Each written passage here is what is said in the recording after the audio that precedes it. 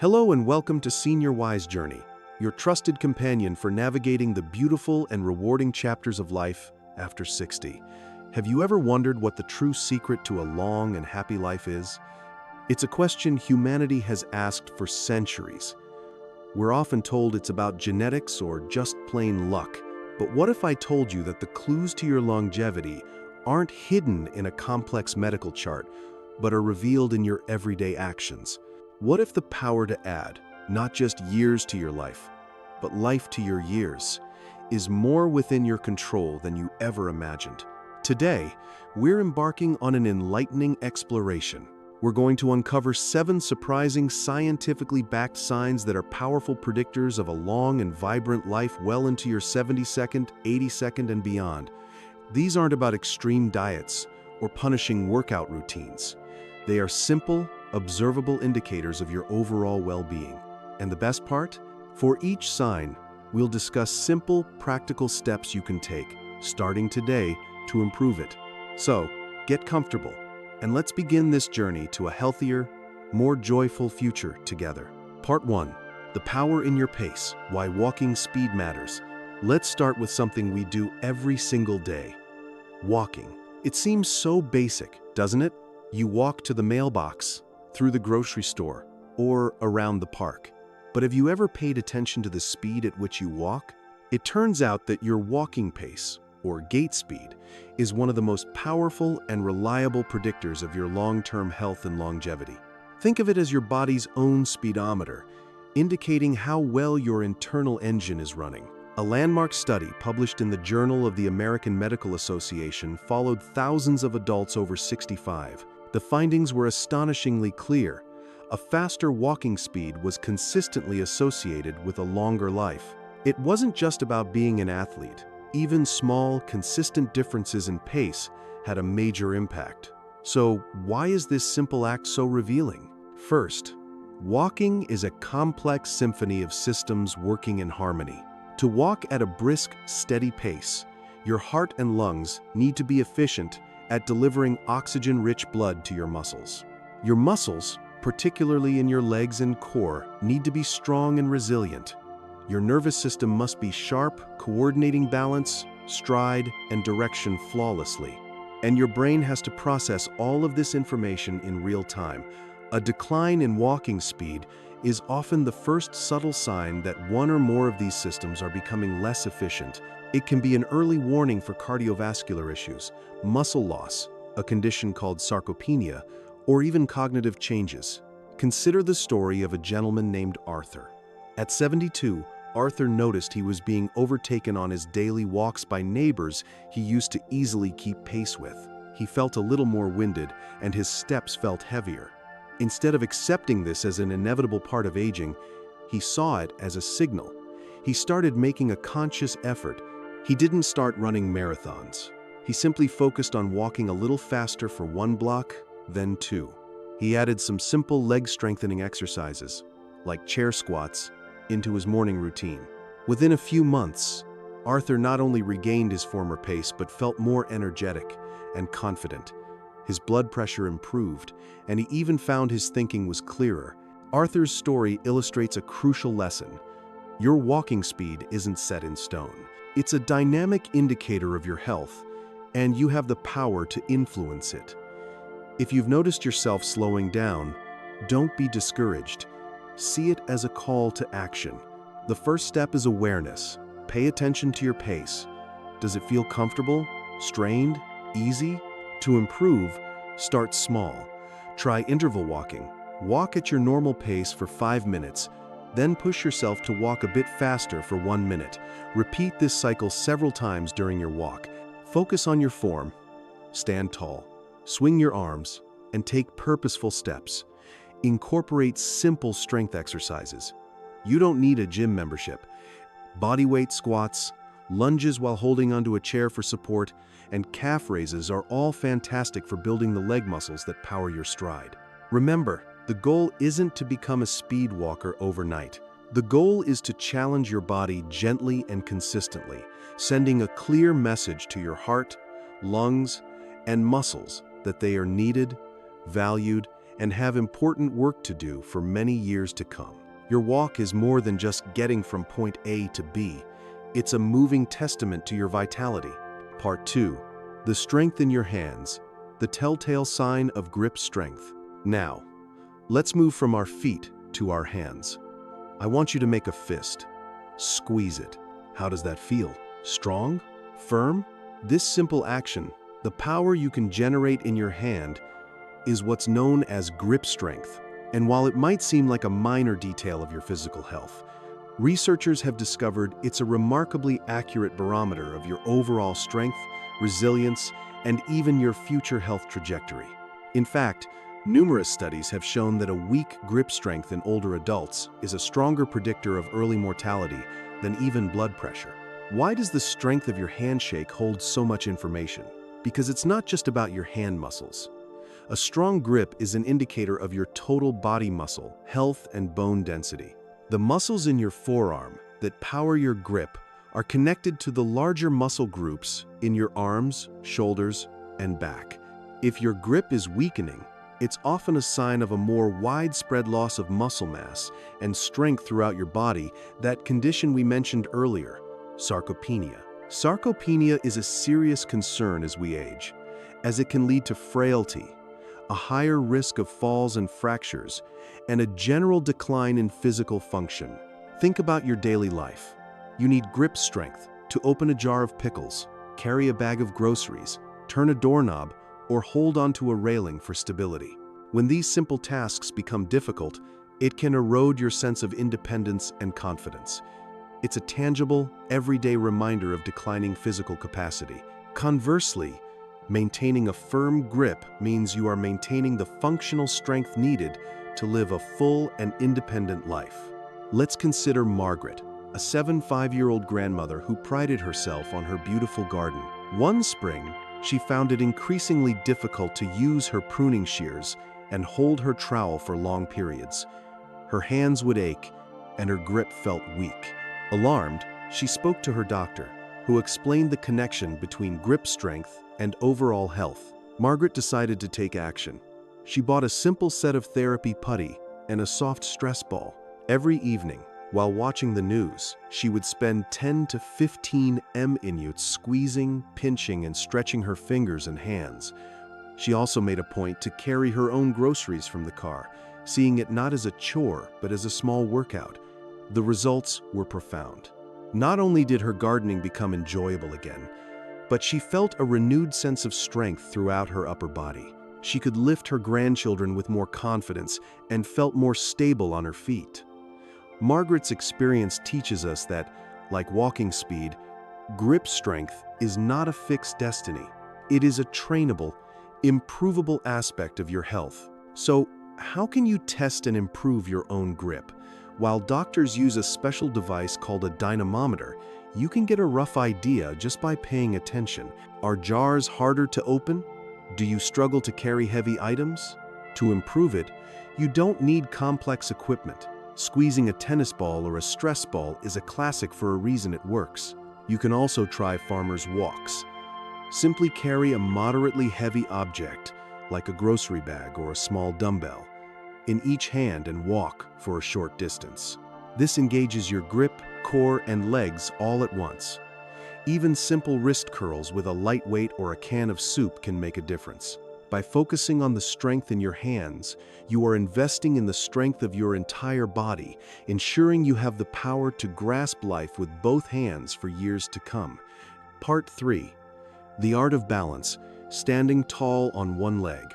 From walking and gripping, let's now turn to an even more subtle, yet incredibly revealing, test of your body's health, your sense of balance. Specifically, we're going to talk about the ability to stand on one leg. A fascinating and rather stark study from Brazil made headlines when it found that middle-aged and older adults who were unable to stand on one leg for just 10 seconds were nearly twice as likely to die from any cause within the next 7 years. That's a powerful statistic, and it underscores just how critical balance is to our overall well-being. Why is something as simple as standing on one foot such a potent predictor? Because, much like walking, It requires a sophisticated collaboration between multiple body systems. To stay upright on one leg, your brain must receive and process a constant stream of information from your eyes, vision, the inner ear, the vestibular system, and special receptors in your muscles and joints, proprioception. It then has to send lightning-fast signals to the tiny muscles in your feet, ankles, and legs to make constant, minute adjustments to keep you from toppling over. A decline in this ability is a major red flag for two primary reasons. First, and most obviously, it's directly linked to your risk of falling. Falls are a leading cause of injury and loss of independence among older adults. A fall can lead to a hip fracture, a head injury, or a long and difficult recovery that can permanently impact mobility and confidence. The fear of falling can also become a self-fulfilling prophecy, causing people to become more sedentary, which in turn weakens their muscles and balance even further. Second, poor balance can be an early indicator of underlying neurological issues. The same brain pathways that control balance are also involved in cognitive functions like memory and processing speed. A decline in balance can sometimes precede noticeable cognitive decline, making it a crucial early warning sign. Let's think about David, an 80-year-old retired engineer. David had always been active, but after a minor stumble on a curb, he found himself becoming overly cautious. He started looking down at his feet when he walked and avoided uneven surfaces. His daughter noticed this and encouraged him to try a simple balance exercise. Standing in his kitchen, with his hand hovering just over the counter for safety, David tried to stand on one leg. He was shocked when he could barely hold it for 2 seconds. This was his wake-up call. He didn't enroll in a circus act. He simply started practicing every day. At first, it was just a few seconds on each leg, holding on to the counter. Then, he progressed to just touching the counter with one finger. Eventually, he could stand unsupported for 15, then 20 seconds. He also joined a Tai Chi class at his local senior center. Tai Chi, with its slow, deliberate, and flowing movements, is renowned for its ability to improve balance, strength, and focus. David's confidence soared. He was no longer afraid of that uneven curb. He walked with his head held high, his posture improved, and he felt more secure and stable than he had in years. The lesson here is powerful. Balance is a skill, and like any skill, it can be honed and improved with practice. You can start right now, in the safety of your own home. Stand behind a sturdy chair or next to a countertop. Lift one foot just an inch or two off the floor. See how long you can hold it. Aim for 10 seconds, but don't worry if you can't make it at first. Try it on both legs. As you get better, you can challenge yourself by lifting your foot higher or even closing your eyes for a moment. Be sure you have support nearby. Walking heel to toe, as if on a tightrope, is another excellent and safe exercise. By investing a few minutes each day in your balance, you are making a profound investment in a future that is stable, independent, and free from the fear of falling.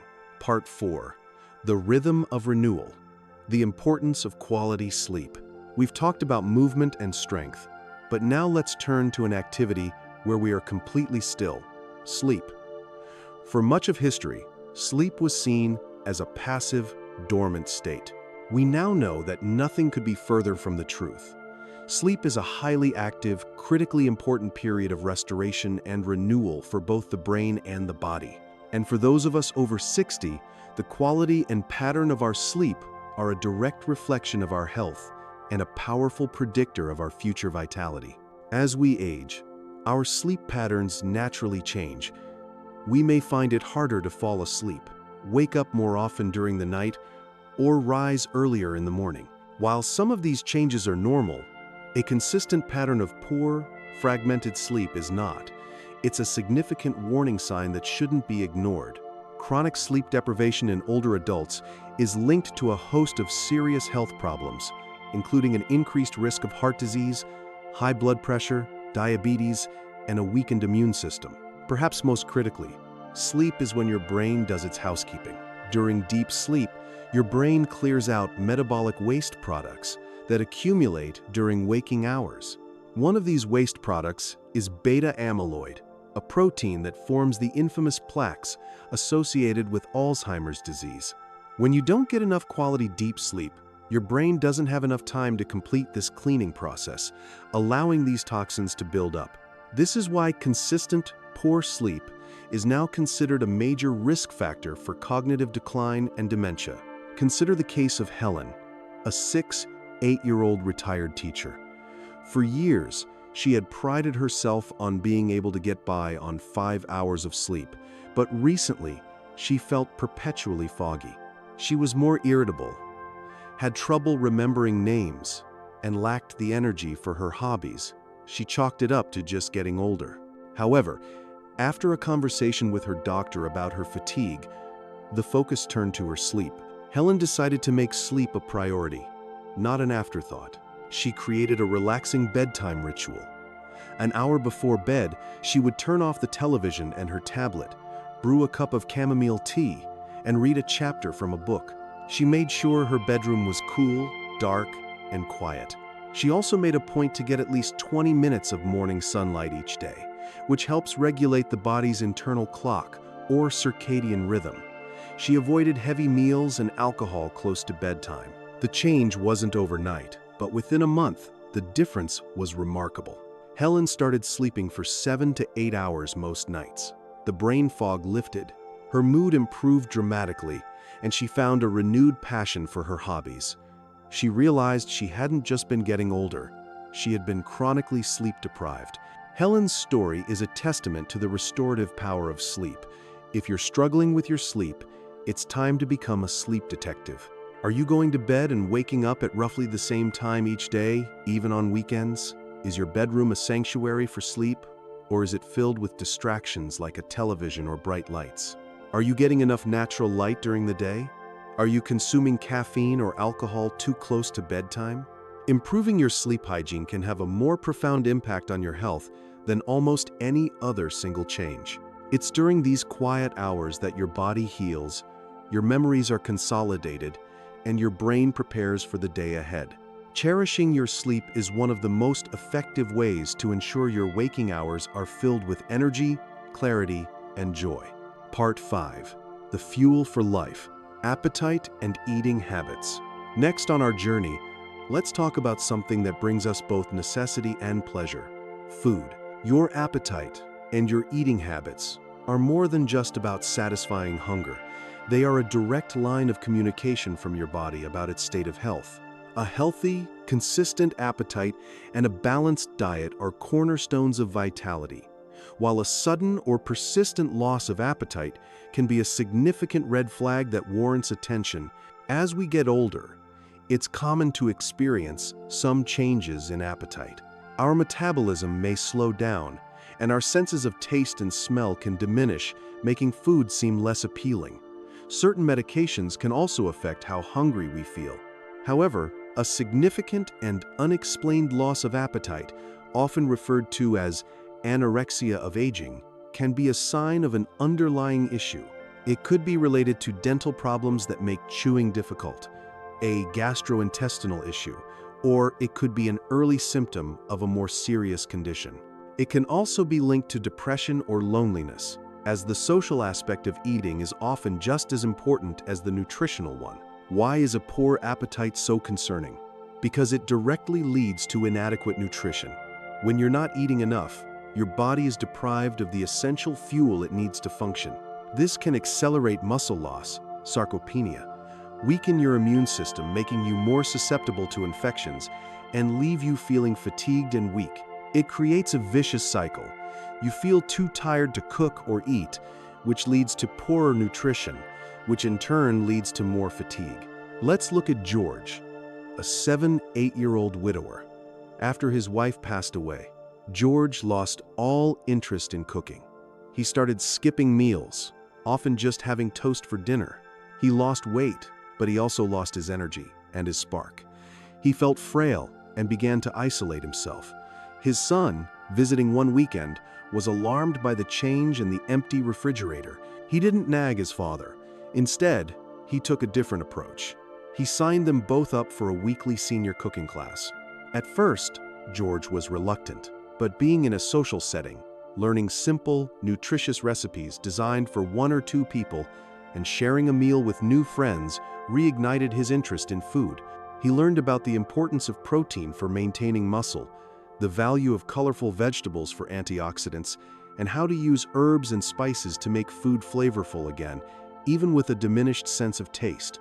The simple act of preparing and sharing a meal became a source of connection and purpose. George not only regained his weight and strength, but also found a new community. George's story highlights the dual nature of eating. It's about both nutrition and connection. If you've noticed your appetite waning, start by asking, why? Is food less tasty? Try experimenting with new spices and herbs instead of just salt. Is cooking a chore? Look for simple, healthy recipes, or consider services that deliver pre-portioned ingredients. Are you eating alone most of the time? Make an effort to share a meal with a friend, neighbor, or family member at least a few times a week. Focus on nutrient-dense foods. This means getting the most nutritional bang for your buck. Think lean proteins like chicken, fish, beans, and eggs, a rainbow of fruits and vegetables, and whole grains. Staying hydrated is also crucial, as dehydration can often be mistaken for a lack of hunger. Don't dismiss a loss of appetite as an inevitable part of aging. See it as a signal from your body asking for attention. Fueling your body properly is fundamental to having the energy and strength to enjoy every single day. Part 6. The resilience within, your ability to handle stress. Life, at any age, is filled with challenges, big and small.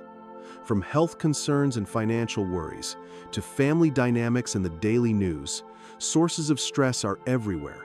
How we respond to this stress, our ability to bend without breaking, is a profound indicator of our emotional resilience and, surprisingly, our physical longevity. Chronic, unmanaged stress acts like a slow poison, accelerating the aging process at a cellular level. When you encounter a stressful situation, your body initiates the fight or flight response, flooding your system with hormones like cortisol and adrenaline. This is incredibly useful if you need to jump out of the way of a speeding car.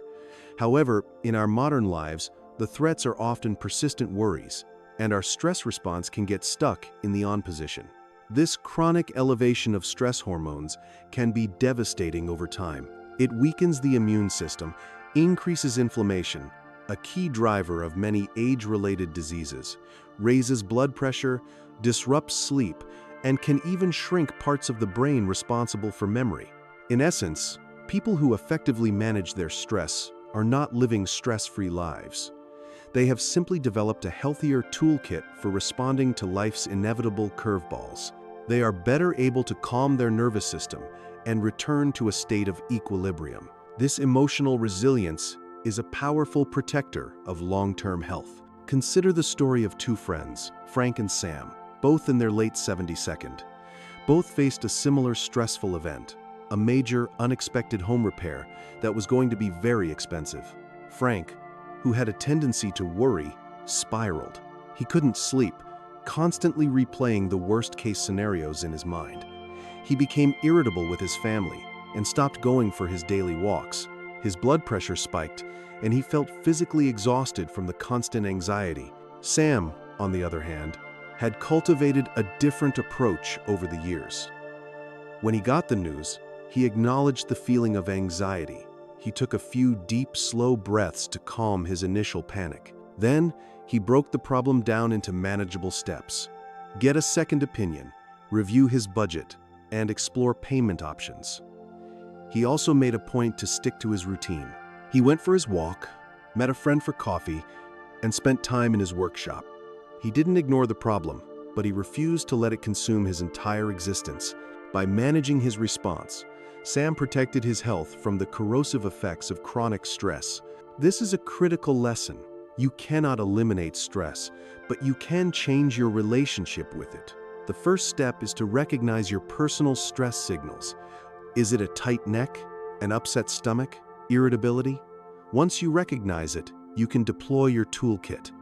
One of the most powerful and immediate tools is your own breath. The simple act of taking a few slow, deep belly breaths can send a powerful signal to your brain to deactivate the fight or flight response. Mindfulness and meditation are practices that train your brain to be less reactive. Even 5 minutes a day of sitting quietly and focusing on your breath can build immense resilience over time. Regular physical activity is a potent stress reliever. Spending time in nature, listening to music, laughing with friends, or engaging in a hobby you love are all powerful ways to manage stress. The key is to find what works for you and to practice it proactively, not just when you're already overwhelmed. Building your resilience to stress is like building a strong emotional immune system, one that will protect your health and well-being for the long haul. Part 7. The lifeline of connection, the power of social bonds. For our final and perhaps most important sign, we turn to something outside of our own bodies, our relationships with others. The depth and quality of your social connections with family, friends, and your community is one of an astoundingly powerful predictor of both your happiness and your lifespan. A landmark Harvard study that has followed its participants for over 80 years came to one resounding conclusion: good relationships keep us happier and healthier. Period. Humans are wired for connection. From an evolutionary perspective, being part of a tribe meant safety and survival. In the modern world, that need for connection is just as vital. Chronic loneliness and social isolation have been shown to be as damaging to your health as smoking 15 cigarettes a day. Loneliness increases the risk of heart disease, stroke, cognitive decline, and depression. It can weaken the immune system and increase inflammation, touching on many of the same negative pathways as chronic stress.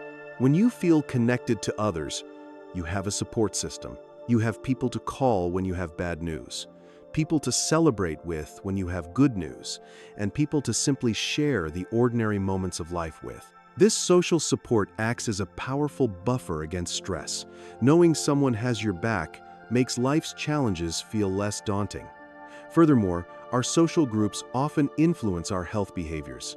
If your friends are active and eat well, you're more likely to do so yourself. They provide encouragement and accountability. Let's think about Eleanor, who at 82 found herself living alone for the first time in 60 years. Her world, once filled with the bustle of family, became quiet and empty. She felt adrift and lonely. Her health began to decline. She had little energy and felt a persistent sense of sadness.